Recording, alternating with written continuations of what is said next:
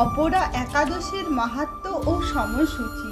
মহারাজ যুধিষ্ঠির শ্রীকৃষ্ণকে বললেন, হে কৃষ্ণ, জ্যৈষ্ঠ মাসের কৃষ্ণপক্ষীয় একাদশীর নাম কি এবং তার মাহাত্ম্যই বা কি আমি শুনতে ইচ্ছে করি। আপনি অনুগ্রহ করে তা বর্ণনা করুন।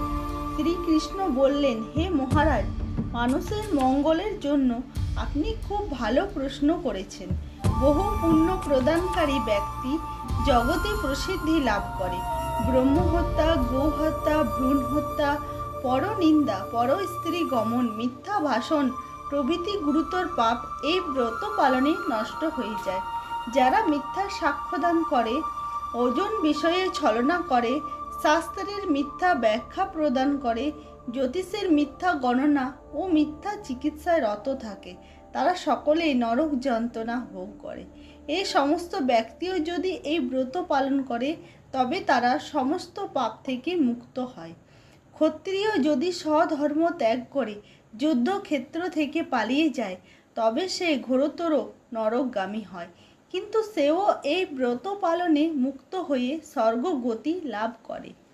মকর রাশিতে সূর্য অবস্থানকালে মাঘ মাসে প্রয়াগ স্নানে যে ফল লাভ হয়, শিবরাত্রিতে কাশীধামে উপবাস করলে যে পুণ্য হয়, গয়াধামে বিষ্ণু পাদপদ্মে পিণ্ডদানে যে ফল পাওয়া যায়, সিংহ রাশিতে বৃহস্পতির অবস্থানে গৌতমী নদীতে স্নানে, কুম্ভে কেদারনাথ দর্শনে, বদ্রিকাশ্রম যাত্রায় ও বদ্রীনারায়ণ সেবায়, সূর্যগ্রহণে, কুরুক্ষেত্রে স্নানে, হাতি ঘোড়া স্বর্ণদানে এবং দক্ষিণা যজ্ঞ সহ সম্পাদনে ফল লাভ হয়ে থাকে।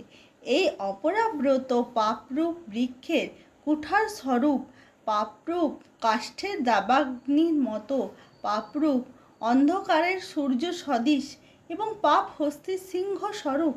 এই ব্রত পালন করে যে ব্যক্তি জীবন ধারণ করে জলে বুদবুদের মতো, তাদের জন্ম মৃত্যুই কেবল সার হয়।